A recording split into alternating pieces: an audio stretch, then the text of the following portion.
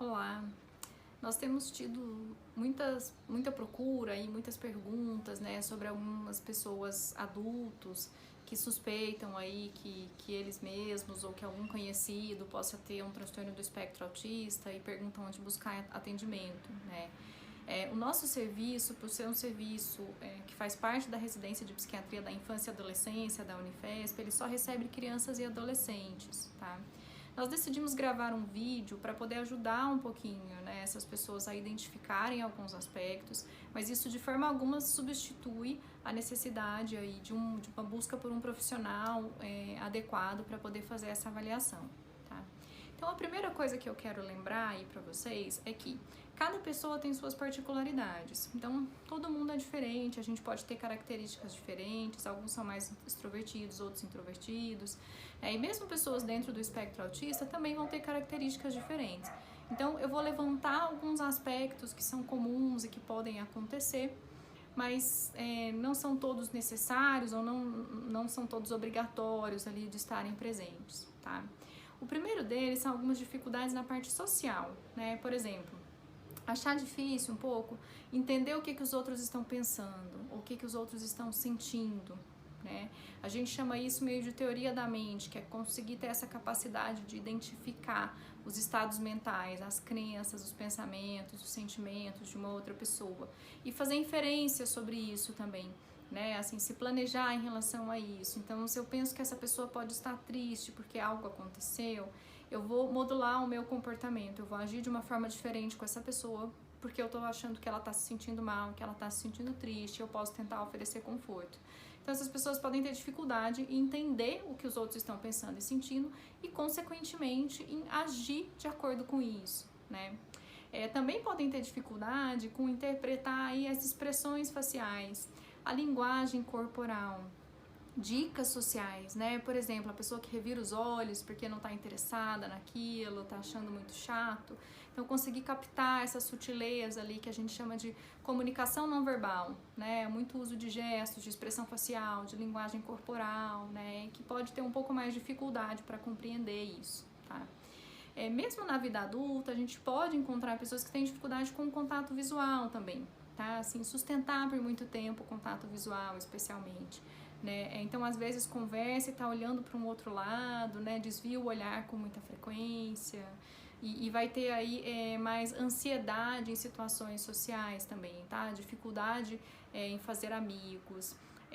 Ou preferir estar sozinho, né? Ou ficar muito tempo tenso ou ansioso em algumas situações sociais, mesmo reuniões familiares que tem muitas pessoas, ou uma reunião ali com o namorado, com a namorada que vai na família e tem muita gente ao mesmo tempo, pode ser uma situação que a pessoa até tolera, mas que é muito desgastante, que drena muita energia também, e vai ter dificuldade um pouco com isso.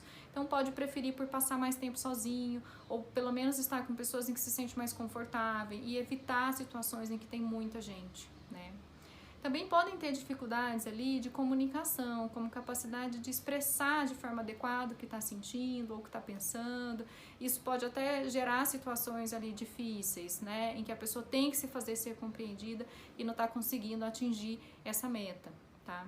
Nos aspectos de comunicação, também pode ser uma dificuldade manter o vai e vem da conversa, né? Então, até por ter dificuldade de captar essas pistas de comunicação não verbal ali da outra pessoa, eles podem ter alguma dificuldade e fazer mais monólogos, fazer uma fala muito demorada e que a pessoa às vezes não está tão interessada naquilo, ou falar de um tema que tenha preferência, que gosta de falar muito disso e acaba falando muito sobre o assunto sem perceber as pistas sociais ali de que não é adequado continuar, ou a pessoa faz um comentário e ele comenta em cima, não espera a pessoa terminar, não faz tantas perguntas de volta, né, assim, demonstrando interesse pelo outro. Então essa dificuldade de alguns aspectos ali da comunicação também, né. Alguns padrões de comportamento também podem ser um pouco diferentes, como por exemplo um apego muito grande à rotina. Então gostar de fazer sempre as coisas de um mesmo jeito, tá? Pode ser ir sempre no mesmo restaurante, pedir sempre a mesma coisa, É claro, como eu falei, que as pessoas têm preferências diferentes, né? Mas aí a pessoa fica muito ansiosa se vai ter alguma mudança, então gosta de tudo muito planejado. E se algo sai do comum, sai do usual, ou algo sai do planejado, fica extremamente ansioso, tem dificuldade com lidar com isso, assim, de forma importante, a ponto de eventualmente precisar deixar a situação ou optar por deixar a situação por estar muito desconfortável, né? Um outro aspecto que pode acontecer também é ter uma gama muito restrita de interesses. Então, gostar de determinadas coisas e ter até dificuldade de falar sobre outros temas ou de se interar sobre outros temas, né? Então, acaba ficando num interesse mais que a gente chama de restrito, tá? Também pode ter um interesse muito especial e saber muito sobre um tema, né? Assim, destrinchar muito sobre aquele tema.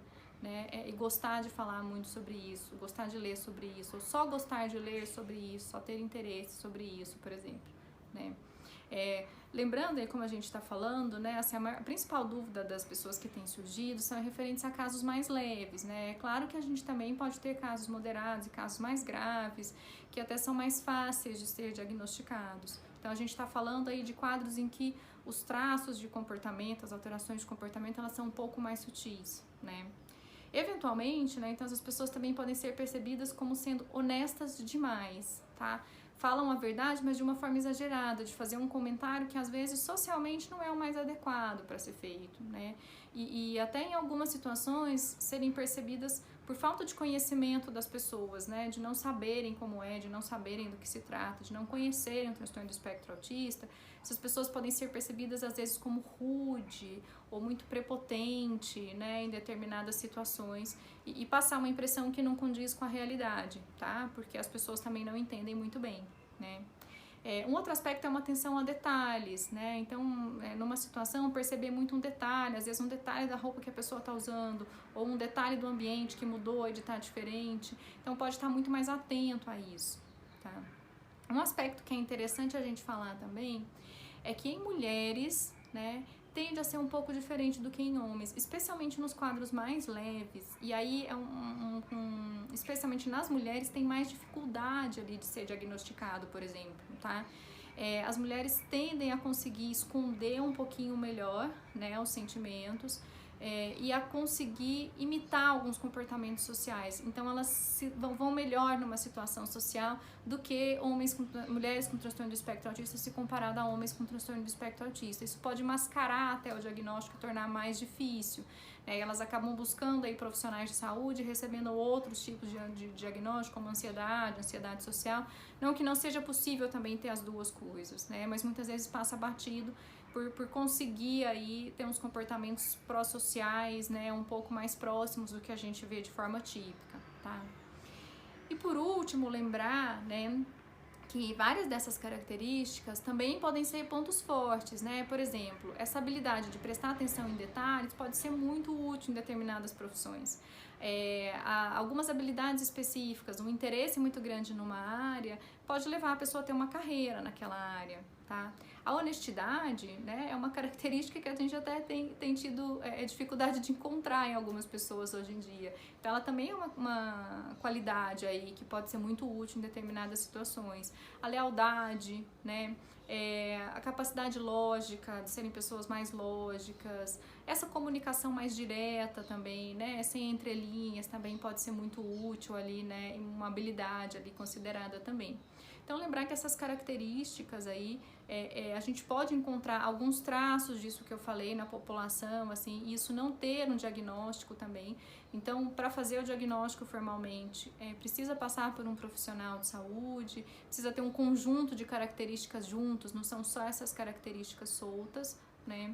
E a gente espera aí que pelo menos esse vídeo tenha ajudado um pouquinho a falar sobre o transtorno do espectro autista na vida adulta.